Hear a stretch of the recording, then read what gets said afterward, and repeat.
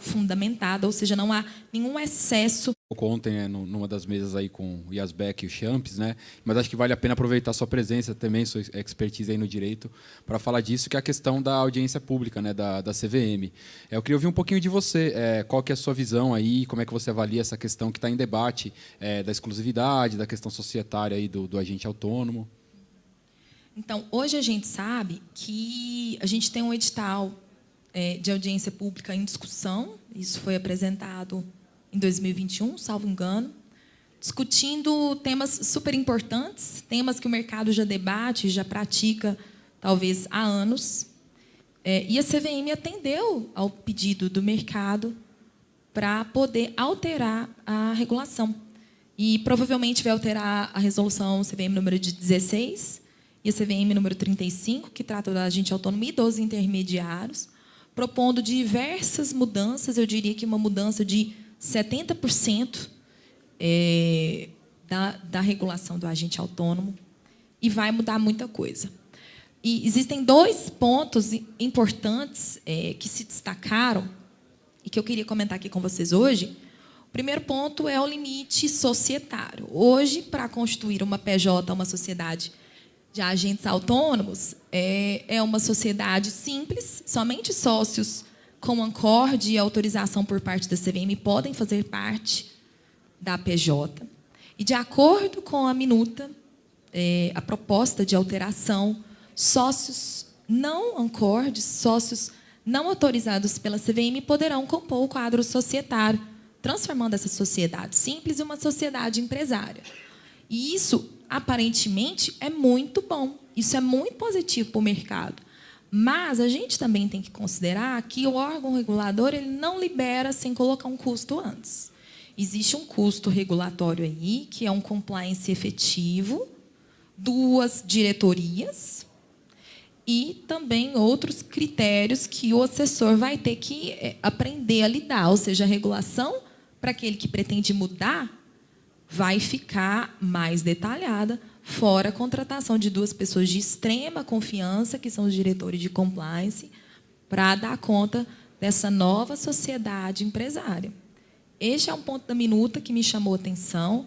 Eu vejo isso, claro, que com bons olhos, mas nem todos os escritórios estão preparados para as mudanças, nem todos os escritórios conhecem 2 diretores de compliance de confiança para passar a responsabilidade. O compliance do jurídico ele tem uma responsabilidade maior, por exemplo, do que o administrador. Ele pode ser responsabilizado, inclusive na área penal. Isso é muito sério e já aconteceu e acontece. Este é um ponto que eu acho importante a gente falar. O segundo ponto é a questão da exclusividade. Hoje, uma PJ, o agente autônomo, ele tem um contrato de distribuição com uma corretora e ele é único, ou seja, ele faz a intermediação dos produtos e serviços ofertados por uma única corretora. De acordo com a proposta de mudança, o agente autônomo ele vai poder manter mais do que um contrato de distribuição e, com isso, ele vai conseguir ofertar mais produtos ao investidor. Isso também, aparentemente, é muito positivo, mas existem alguns detalhes. Vai ser exigido 2 diretorias e um compliance efetivo também. E existe um ponto aí, na realidade, 2 pontos, que é as corretoras vão ter que concordar entre elas, que o agente autônomo vai poder manter mais de um contrato de distribuição. Isso é preocupante, porque nós não sabemos quais corretoras vão aceitar.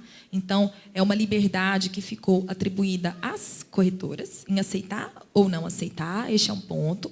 O segundo ponto e aqui isso preocupa muito a CVM, na minha visão, por conta da proteção ao investidor, que é a questão da responsabilidade. Hoje, se um agente autônomo, por um acaso, faz algo de errado, faz algo ilícito ou descumpre qualquer dever legal, quem responde perante o cliente é a corretora. Depois, se a corretora eventualmente quiser processar o agente autônomo, a PJ, isso é um segundo campo. De acordo com a minuta proposta, todas as corretoras que mantêm ali um contrato com os assessores poderão ser responsabilizadas. Este artigo da minuta não ficou tão claro, principalmente porque quando a responsabilidade será verificada, no caso, quando o descumprimento do dever legal será configurado. Vamos colocar aqui uma situação não muito comum, mas é uma situação que acontece, e já aconteceu diversas vezes, que é o caso do churning. O churning por agentes autônomos e por administradores de carteira.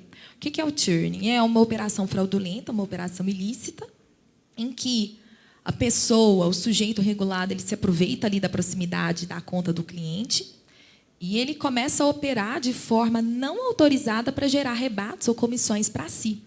Isso é algo vedado, é um ilícito antigo de mercado.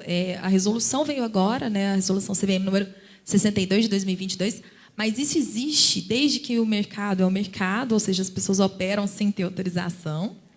Mas, neste caso, quem responderia perante o cliente? Porque, antes da pessoa praticar, né, fazer essas operações, teve diversos descumprimentos de deveres legais, inclusive de ética.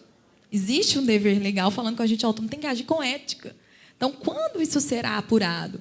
E uma corretora que, eventualmente, é falha numa fiscalização, será que a outra deverá ser responsabilizada? Então, eu acho que essa questão regulatória da responsabilidade, ela ainda vai ter que ser aprimorada, e as corretoras também vão ter que acordar, né? Porque, imagina um agente autônomo que, eventualmente, descumpre algo e uma corretora tem que ser responsabilizada por algo que o agente autônomo fez ali em um determinado momento. Que momento é esse? Então, a gente tem essa questão. Quem irá ser o responsável? E encontrou o responsável, quem vai suportar o custo disso? Então, é algo que ainda não está claro. E lembrando, essas propostas de alteração, elas não serão validadas pelo intuito da CVM. Nós sabemos que o intuito do órgão regulador é o melhor possível, mas isso será validado pelo resultado, ou seja, vai ter que ser aprovado. Eu não creio que vai ser aprovado do jeito que está. Tiveram 28 manifestações. As manifestações foram mais ou menos nesse sentido também. Então, logo quando for aprovado, com as devidas alterações, a gente vai validar tudo isso por meio do resultado. Apareceram mais processos de investidores contra as corretoras? Essa é uma leitura. A proposta de mudança é ruim para o investidor. Os processos diminuíram, as denúncias na Ancor diminuíram, as denúncias na CVM diminuíram, essa é uma outra leitura. Então, eu acredito que, logo depois de aprovada, depois de 1 ano, 2 anos, vão começar as denúncias e depois vai vir o resultado. Aí a gente volta em um outro encontro da CRC para falar, foi bom, foi ruim, mas, pelo que tudo indica, será aprovada em breve com as mudanças, e eu espero que sejam boas mudanças para, de fato, fomentar toda essa liberdade que o mercado financeiro quer ter. Vivian, eu quero explorar um pouquinho mais esse ponto. Na sua opinião, quais podem ser os problemas em decorrência dessa nova regulação?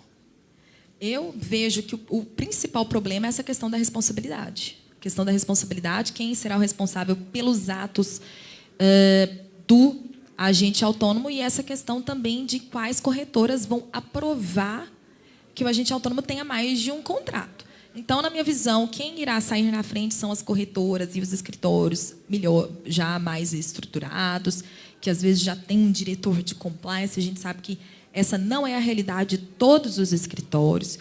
E isso também, eventualmente, vai impedir aquela pessoa, um agente autônomo pequeno, mas com grandes sonhos, que já quer começar grande, e se ele não tiver 2 diretores, ele não vai começar grande. Ele vai ter que primeiro construir uma sociedade simples, da forma como é feita hoje, ainda vai existir essa possibilidade para o agente autônomo, e depois ele vai expandir, crescendo e contratando 2 diretores. Então, eu creio que esses são os principais problemas. Agora, outras questões que eu vejo também é a seguinte. Hoje, olhando para a regulação do jeito que ela está hoje, porque a gente comenta sempre das minutas, das propostas de alteração, e a gente esquece de olhar para a forma como ela está hoje. Hoje, a gente tem um desafio muito grande, que é uma relação societária entre os agentes autônomos, uma relação firme, mas que não é um vínculo trabalhista, que não é um vínculo empregatício. Nós temos uma lei geral de proteção de dados, mas que, eventualmente, vai sofrer por mudanças no Open Finance, que está aí para mudar todo o sistema financeiro nacional. É uma pauta que eu acho que o agente autônomo também vai ter que acompanhar. E o último problema que eu queria comentar hoje é a questão da disputa por clientes. Mas a disputa por clientes ela não é um problema. Mas a disputa acirrada por clientes eu vejo, sim, como um problema. Por quê? Hoje, nós temos uma relação de 5 pessoas. Nós temos a CVM, e ela diz o que pode e o que não pode, de uma forma muito simples, mas ela diz, ela impõe limites. Nós temos uma corretora, nós temos um cliente, nós temos um assessor, nós temos uma PJ, a Sociedade de Agentes Autônomos. Quais são os problemas daí? Nós temos a questão regulatória, de imposição de limites. Nós temos uma governança corporativa das corretoras para os escritórios, algumas estabelecendo mais princípios, outras de forma mais simples, mas temos, se não temos, deveríamos ter. E a gente tem também uma questão societária da PJ, da sociedade, com os seus agentes autônomos. E, na ponta, nós temos um direito do consumidor, que é a favor do consumidor. Tá? O direito do consumidor ele é 100% tendencioso, e a maioria das demandas no Brasil, quem sai ganhando é o consumidor. Então, nós temos em uma ponta a CVM e em outra ponta o consumidor. Só aí dá uma bagunça jurídica, de fato, porque são cinco sujeitos. E cada sujeito puxando para o seu lado. Então, eu tenho uma corretora que diz que o cliente é da corretora, eu tenho uma sociedade de agentes autônomos que diz que o cliente é da sociedade, e eu tenho um agente autônomo que diz que o cliente é do agente autônomo. E quem está certo e quem está errado? Eu não sei, nós não sabemos. Por quê? O cliente ele foi apresentado pelo agente autônomo, que utiliza de um gestor, de uma ideia brilhante dos gestores, que são pessoas tão excelentes, pessoas de alto nível, que se utilizaram de uma estrutura física para atender um cliente, mas que mantém uma conta na corretora. Então, aí eu passo a pergunta de quem é o cliente. Essa não é uma resposta simples, se é que existe uma resposta. Isso não é algo muito fácil. Se fosse fácil, nem problema a gente ia ter nessa área.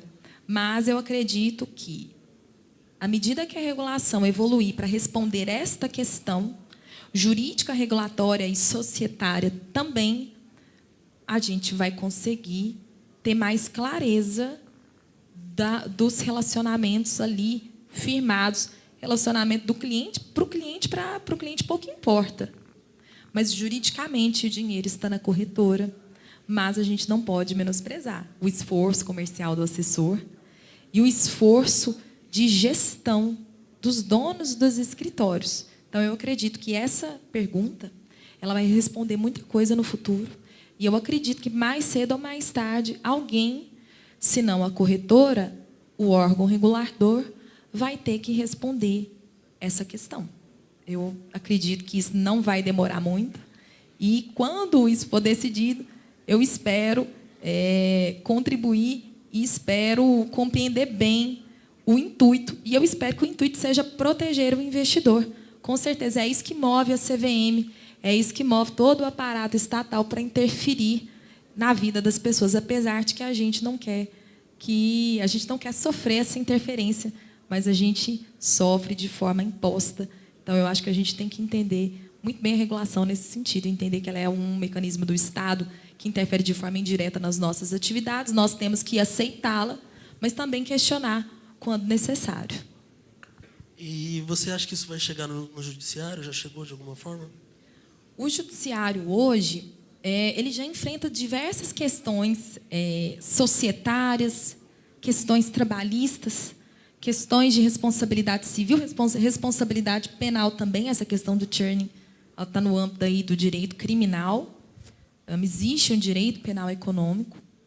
As questões que estão chegando agora no judiciário estão ficando cada vez mais complexas.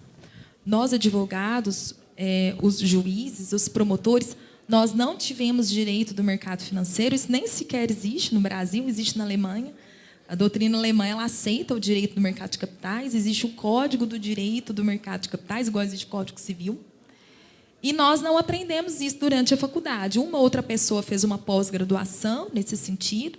Eu desenvolvo um trabalho na UFMG, no mestrado, exatamente sobre as exigências regulatórias para os prestadores de serviço de investimento, ou seja, porque existem, né, autorizações para os sujeitos.